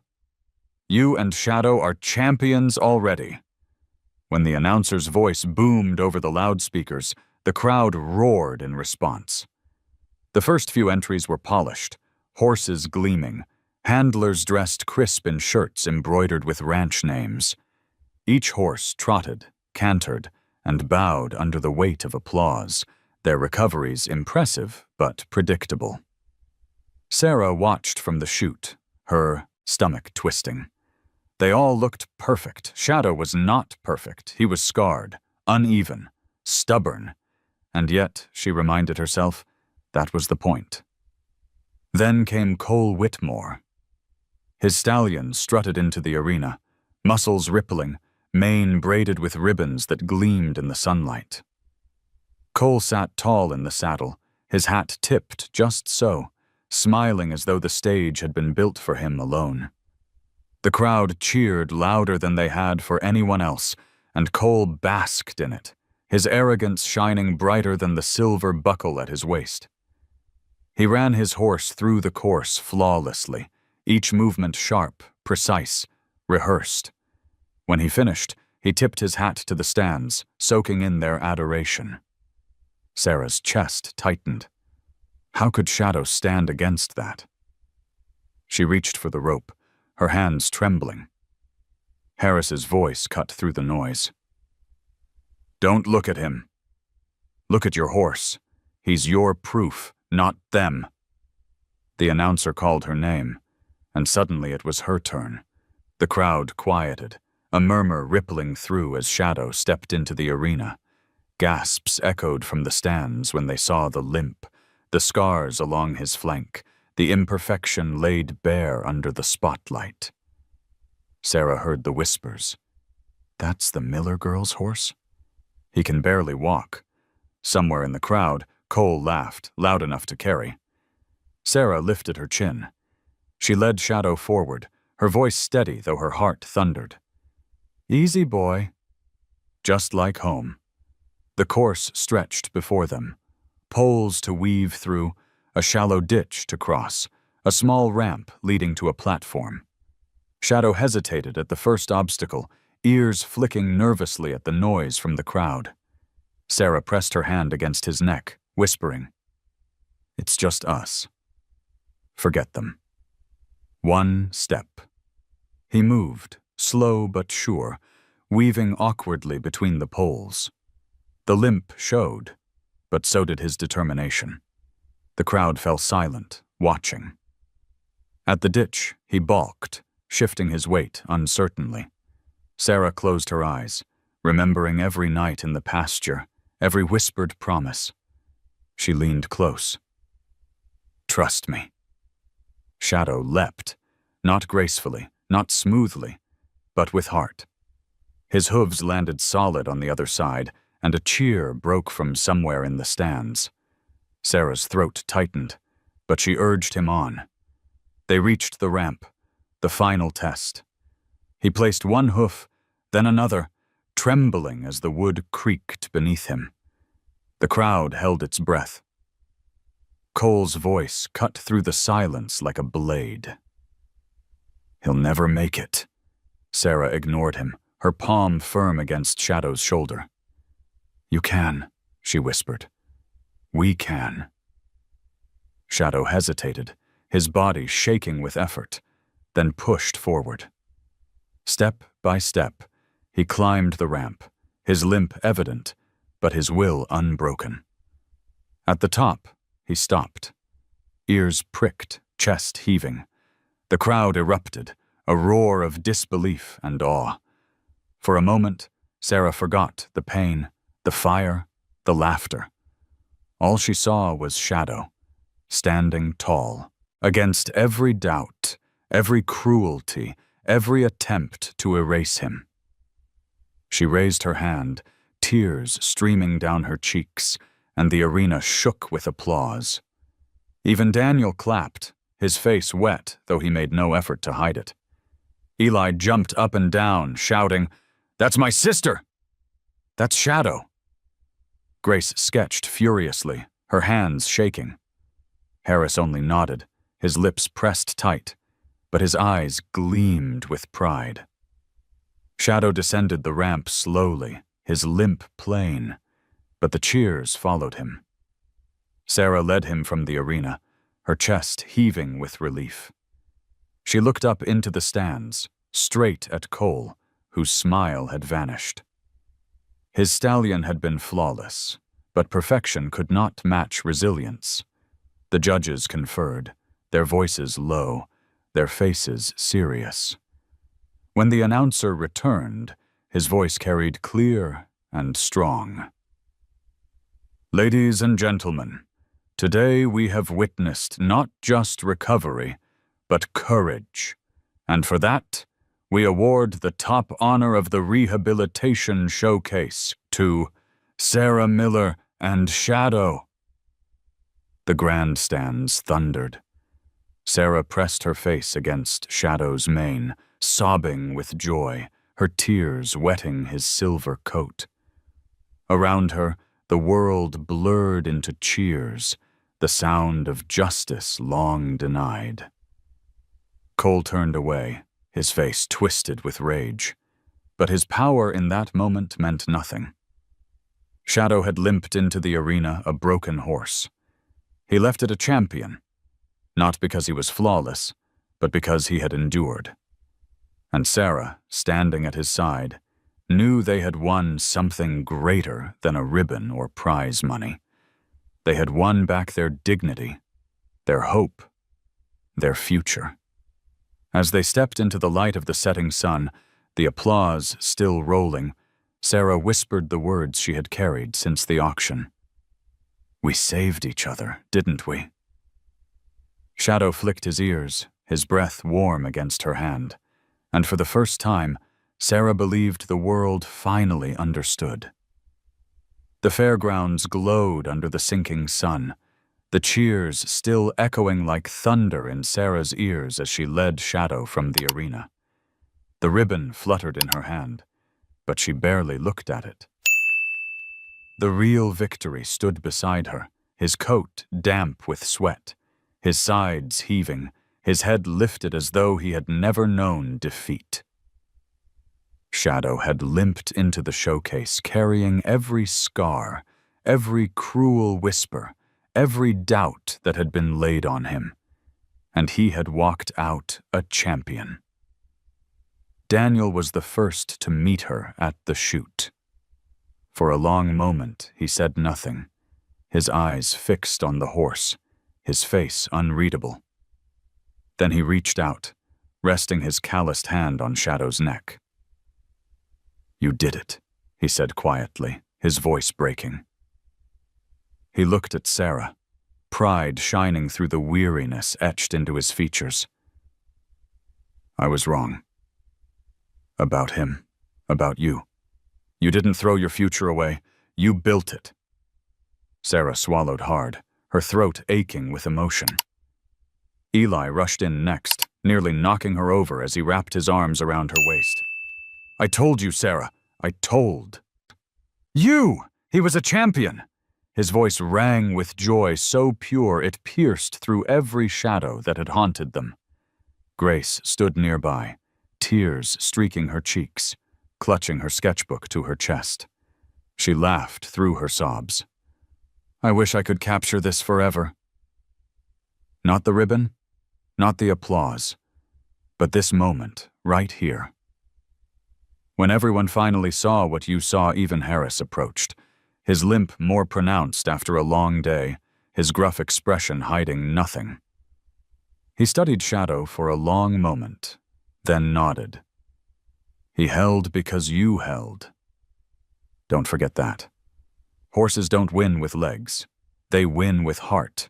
You gave him the chance to show his eyes softened, a rare glimpse of vulnerability. And maybe you gave me a reason to believe again, too. The crowd outside still buzzed with the story.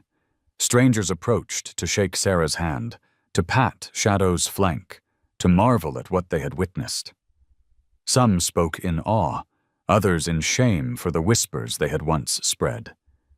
For every laugh Sarah had endured, there were now voices lifted in respect, but not everyone celebrated. Across the arena, Cole Whitmore stood rigid, his fists clenched, his smile gone. His stallion gleamed, perfect and flawless, yet forgotten in the wake of Shadow's imperfect triumph. For once, Cole had no words, no sneer. The crowd that had once bent toward him now turned away. Sarah caught his gaze for a heartbeat, and in that silence, she knew she had beaten more than a boy and his horse. She had beaten the arrogance of a family that thought they could burn, mock, and break without consequence. When the evening wound down, the Miller family walked together back to the trailer. The ribbon hung loosely in Sarah's hand, the weight of it light compared to the steady warmth of Shadow beside her. Eli chattered non-stop. Grace scribbled furiously in her sketchbook, and Daniel walked quietly, his silence no longer heavy with disappointment, but with pride. Back at the farm that night, the new barn glowed under the lanterns, its beams strong and unyielding. Sarah led Shadow inside, his hooves steady against the wooden floor. The air smelled of hay and home, no trace of fire, only the promise of tomorrow. She removed his halter and let him rest, then stayed by his side long after the others had gone to bed. She sat in the straw, her back against the stall wall, listening to Shadow's breathing slow as he drifted into sleep. The events of the day swirled in her mind. The cheers, the applause, the moment at the top of the ramp when the world had held its breath. She thought of the girl who had stood at the auction, clutching a coffee tin full of crumpled bills, mocked for believing in a horse no one else wanted. That girl felt like another lifetime, yet she knew she was still that same girl, only now the world had seen what she had carried all along. Everyone thinks I saved you, she whispered into the dark, her voice trembling with exhaustion and joy. But the truth is, you saved me. You gave me something to fight for when I was losing myself. You reminded me that broken doesn't mean worthless. It means worth saving. Shadow shifted in his sleep, his ears flicking, as if he understood. Sarah reached out, brushing her hand along his neck, her heart steady for the first time in years. Outside, The Oklahoma night spread wide and endless, the stars sharp against the dark. The farm was still humble, the debts still real, the future still uncertain. But beneath that vast sky, Sarah knew they had already won the most important battle. They had turned doubt into proof, pain into purpose, ashes into hope. And as she finally drifted into sleep against the sound of shadows breathing, she carried one truth above all. Champions are not born perfect. They are made in fire, in scars, in the unyielding courage to continue. Shadow was proof.